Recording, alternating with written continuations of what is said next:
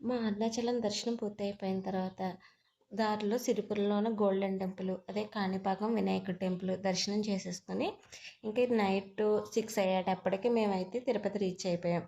ఇంకా ఆ రోజు నైట్ భోజనం చేసిన తర్వాత షాపింగ్ అది చేసాం. ఆ మరుసటి రోజు నైట్ అయితే మాకు దర్శనం. ఇంకా మార్నింగ్ టైంలో ఖాళీ అని చెప్పి మేము జపాలి ఆంజనేయ స్వామి టెంపుల్కి, బాటగంగమ్మ టెంపుల్కి అయితే వెళ్ళాం. మీలో ఎవరికైనా ఈ యూట్యూబర్ నేమ్ తెలిస్తే కామెంట్ చేయండి.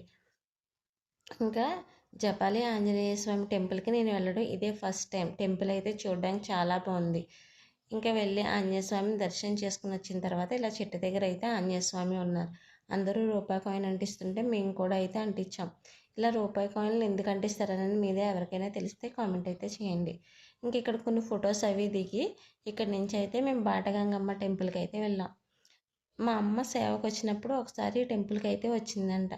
ఆ తర్వాత మేము అందరం కలిసి వచ్చినప్పుడు మమ్మల్ని అయితే ఈ టెంపుల్కి తీసుకెళ్ళింది. అప్పటి నుంచి మేము తిరుపతి వెళ్ళిన ప్రతిసారి ఈ బాటగంగమ్మ టెంపుల్కి అయితే వెళ్ళొస్తాం. మీలో ఎవరికైనా ఈ టెంపుల్ తెలుసా? తెలిస్తే కామెంట్ చేయండి. టెంపుల్ చాలా బాగుంటుంది. ఇక్కడ ఇక్కడ ముడుపు కడితే మనం అనుకున్న కోరిక కూడా అయితే నెరవేరుతుంది. ఇంకా బాటగంగమ్మ తల్లి మేము ఎప్పుడు వెళ్ళినా తలుపులు మూసేయడం, జనంతో రష్గా ఉండేది. ఆ రోజు ఖాళీగా ఉంది, తలుపులు కూడా తీసున్నాయి. చాలా హ్యాపీ అనిపించింది. ఎక్కువసేపు అయితే దర్శనం చేసుకున్నాం. ఇంకా దర్శనం పూర్తయ్యాక ఎంగమాంబాకి వెళ్ళి భోజనం చేసి వెంకటేశ్వర స్వామి దర్శనం చేసుకుని మరుసటి రోజు మార్నింగ్ అయితే కనకదుర్గమ్మ, శ్రీకాళహస్తి దర్శనం చేసుకుని ఇంటికైతే రీచ్ అయిపోయాం. నైట్ 9కి వచ్చాక దీపారాధన అయితే చేస్తాం.